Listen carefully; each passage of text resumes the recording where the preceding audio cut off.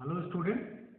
छत्तीसगढ़ शासन की उच्च शिक्षा के अंतर्गत महत्वपूर्ण योजना पढ़ाई तुहर द्वार के अंतर्गत प्रस्तावित ई लर्निंग क्लास में आपका स्वागत है। मैं डॉक्टर अखिलेश कुमार द्विवेदी, सहायक प्राध्यापक राजनीति विज्ञान, शासकीय राजमोहिनी देवी कन्या महाविद्यालय अंबिकापुर में आपका स्वागत करता हूँ।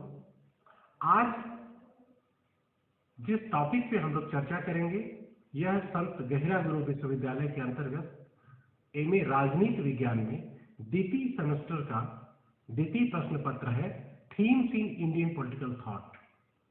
यह जो पूरा पेपर है वो भारतीय वाङ्मय में प्राचीन समय से लेके और अर्वाचीन काल तक जो अलग अलग विचारक हुए हैं उनके विचारों को संकलित करते हुए अलग अलग वादों में या अलग अलग विचार समूहों में इसमें संगठित किया गया है। और आज का जो मेरा टॉपिक है वो है प्राचीन और मध्यकालीन राजनीतिक चिंतन। बच्चों, जैसा कि हम लोग जानते हैं कि जो भारतीय राजनीतिक चिंतन है वो एक अनवरत समृद्ध प्रक्रिया का परिणाम है। इसमें हम मानव जीवन के समग्र दृष्टिकोण को एक साथ सम्मिलित करते हैं और जो हमारा भारतीय राजनीतिक चिंतन है मानव जीवन के समग्र पहलू को अपने में समेटे हुए है, चाहे वो उसका सामाजिक पक्ष हो, पारिवारिक पक्ष हो, आध्यात्मिक पक्ष हो या आर्थिक पक्ष हो, सभी को शामिल करते हुए उसके चारों पुरुषार्थों धर्म, अर्थ, काम और मोक्ष के लिए उसे तैयार करता है। अगर हम प्राचीन और मध्यकालीन राजनीतिक चिंतन को देखें तो सामान्य रूप से हमें तीन तरह के विचार समूह देखने को मिलते हैं। जो पहला विचार समूह है जिसको कहा गया है कि पुरातन परंपरावादी विचार, यह जो पुरातन परंपरावादी विचार है इसके अंतर्गत हम उन हिंदू धर्म ग्रंथों को इसके अंदर सम्मिलित करते हैं, जैसे वेदों, उपनिषदों, ब्राह्मण ग्रंथों, आरण्यक ग्रंथों, पुराणों, षड दर्शन, तमाम भाष्य, सूत्र, इन सब में जो राजनीतिक विचार हमें मिलते हैं, ऋषि मुनियों के वाङ्मय जो हमें देखने सुनने को मिलते हैं, उनके अंतर्गत हम राजनीतिक विचारों का अध्ययन करते हैं।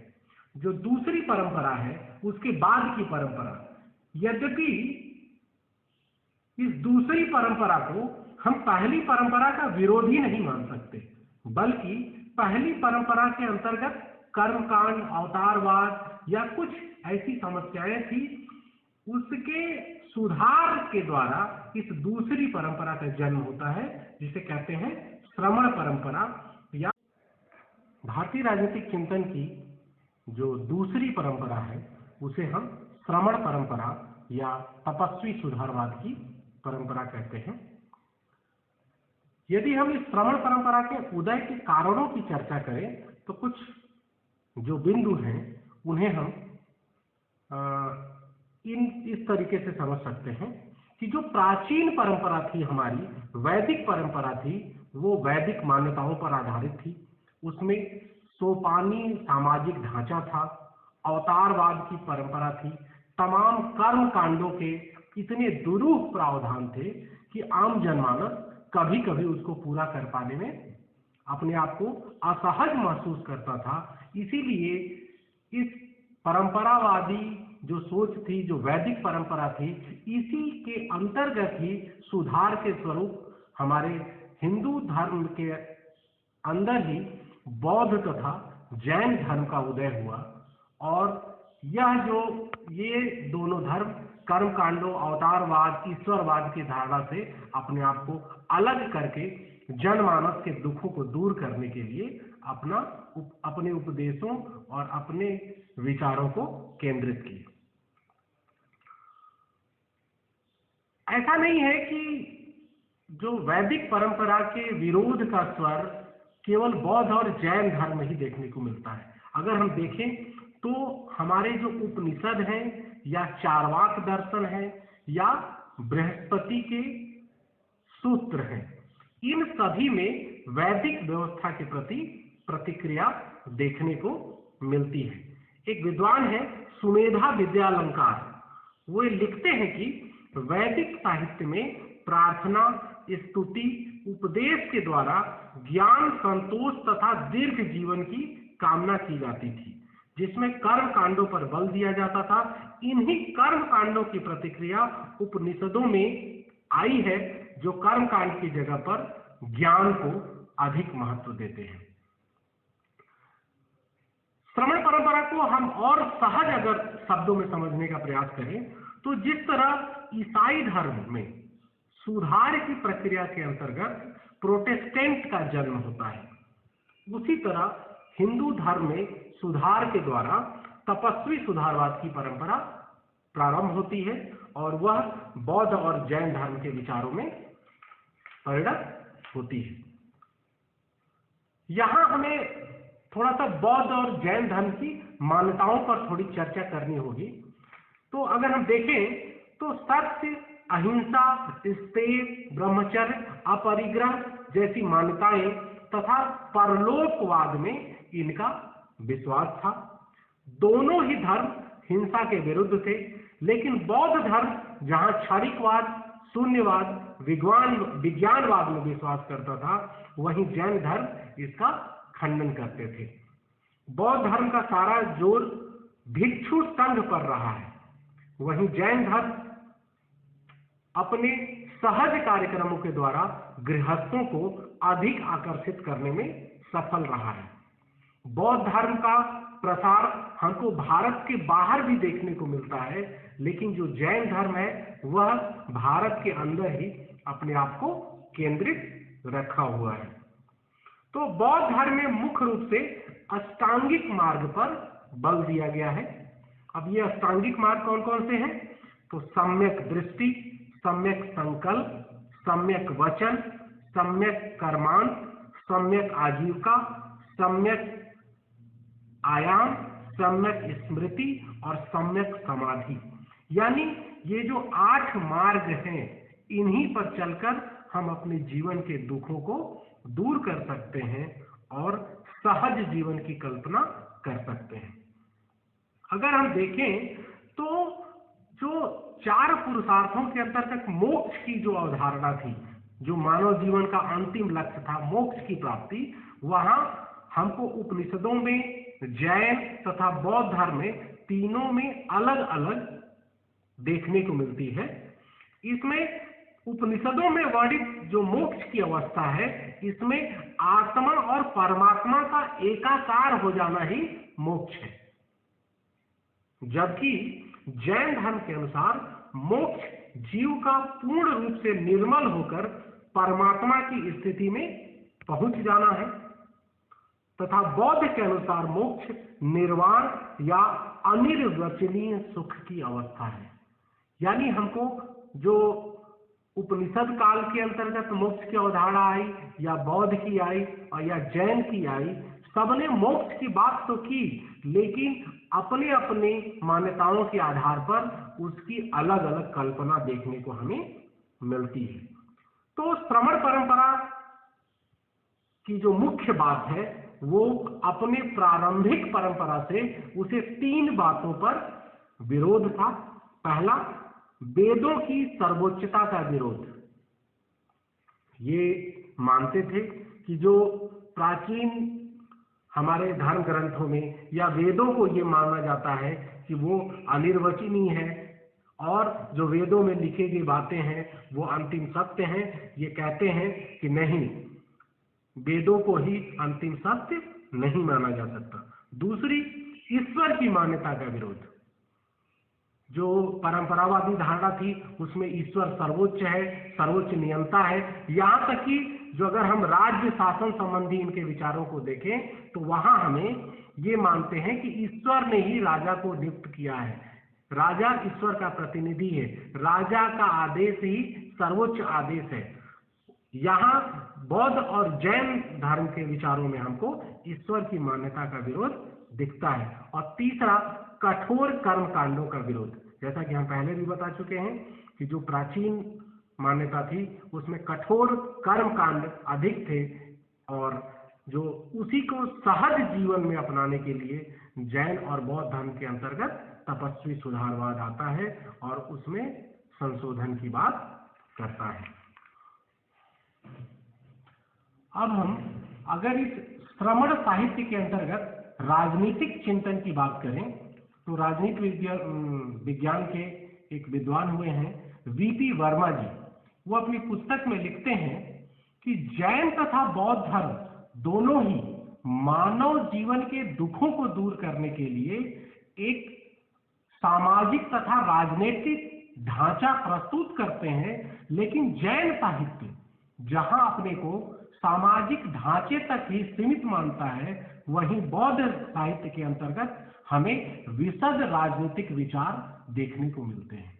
अर्थात बौद्ध साहित्य है, बौद्ध धर्म के विद्वानों के द्वारा जो लिखे गए ग्रंथ हैं, हमें उनमें ज्यादा विस्तृत राजनीतिक विचार देखने को मिलते हैं, जिसमें वो तमाम सिद्धांत दिखते हैं जो हम पाश्चात्य राजनीतिक चिंतन में पढ़ते हैं। जैसे वो राज्य की उत्पत्ति का सिद्धांत हो, चाहे प्रशासनिक सिद्धांत हो, व्यवस्थापिका, कार्यपालिका, न्यायपालिका जैसे शासन के अंगों के कार्य हो, ये तमाम विचार हमको बौद्ध साहित्य में देखने को मिलते हैं। तो राज्य की उत्पत्ति के संबंध में बौद्ध साहित्य अगन्य सूक्त में एक वर्णन मिलता है जिसमें कहा गया है कि राज्य की उत्पत्ति के संबंध में जो ईश्वरीय धारणा है वह गलत है। इनका मानना है कि राज्य सामाजिक समझौते का परिणाम है। यह आम लोगों ने मिलकर एक संघ बनाया और वह संघ ही धीरे धीरे राज्य के रूप में परिणत हुआ है। 6वीं शताब्दी में चंद्रकीर्ति लिखते हैं कि प्रथम राजा अपने कार्यों और लोगों के लिए बनाया गया था, न कि किसी सर्वशक्ति के द्वारा। यह राजा अपने वंश और प्रकृति में आम व्यक्ति ही होता था, इसके अंदर किसी ईश्वरीय गुणों का अभाव था या इसको ईश्वर के तुल्य मान्यता देना यह अपने आप में गलत था। अगर हम गौतम बुद्ध के द्वारा निर्मित उनके संघों को देखें तो उस संघों की जो संरचना थी, उसकी जो कार्य प्रणाली थी, वो हमको आधुनिक सरकार या शासन की व्यवस्था के समतुल्य जान पड़ती है। जैसे गौतम बुद्ध ने अपने समुदाय को भिक्षुओं का गणराज्य कहा था। इसीलिए इतिहासकार केपी जायसवाल लिखते हैं कि ये जो धार्मिक संघ के नियम थे, उनकी जो कार्य प्रणाली थी, उसकी तुलना हम आधुनिक राजनीतिक संविधान से कर सकते हैं। इसके अंतर्गत जो बौद्ध संघ थे, उसकी जो निर्णय की परंपरा थी, वो सामूहिक निर्णय लेते थे, परंपराओं में विश्वास करते थे, बुजुर्गों को मान्यता थी, स्त्रियों एवं संतों को महत्व दिया जाता था। अर्थात समाज के सभी वर्ग के लोगों को अपने संघ में सम्मिलित करके एक बहुलवादी सोच या बहुलवादी जो संविधान कहते हैं, उसका स्वरूप हमें यहाँ बौद्ध साहित्य में मिलता है। हमें बौद्ध रचनाओं में 7 गणराज्यों का उल्लेख मिलता है, जिसमें शाक्य, लिच्छवी, वैदेह, मल्ल, पिपलिवन के मौर्य, अल्लकप तथा भद्र ये महत्वपूर्ण रहे हैं। इन 7 गणराज्यों का वर्णन हमको बाद के भी साहित्यों में मिलता है, चाहे वो विदेशी आगंतुक हो, उनके द्वारा लिखी साहित्य हो या दूसरे परिवर्तित इतिहासकार हो। इन सभी गणराज्यों में राजनीतिक दृष्टि से 2 गणराज्य ज्यादा महत्वपूर्ण थे, वज्र तथा मल्ल। केपी जायसवाल लिखते हैं कि ये जो गणतंत्र थे, इनकी जो राजनीतिक रचना थी, इनकी जो प्रशासनिक संरचना थी, उसे हम किसी कबीला संस्कृति के समतुल्य न मानकर बल्कि उससे विकसित अवस्था हम देखने को मिलता है। क्योंकि हमको यहाँ विधायिका की तरह जनसभा, कार्यपालिका की तरह कार्य परिषद या सर्वोच्च न्यायिक संस्था, ये तीनों रूप देखने को मिलते हैं। ये आगे कहते हैं कि इनका जो प्रशासन था वह जनसभा के द्वारा संचालित किया जाता था, जिसमें वृद्ध तथा युवा दोनों वर्ग के लोग रहते थे, और जो इसका सबसे वरिष्ठ सदस्य होता था उसको राजा के रूप में मान्यता मिलती थी। इसी तरह कार्य परिषद में राजा, उपराजा, सेनापति, भंडारगारिक आदि अनेक पदों का उल्लेख मिलता है जो प्रशासनिक कार्यों को संपन्न करते थे। अगर हम देखें तो जो संघ की बैठक होती थी, इनके गणराज्यों की बैठक होती थी, उसमें विधायी प्रशासन के अंतर्गत विधेयकों को पास करने की प्रक्रिया थी। उसमें 3 वाचन का होना, कोरम की पूर्ति होना, गढ़ पूर्ति जैसे अनेक शब्दों का उल्लेख मिलता है।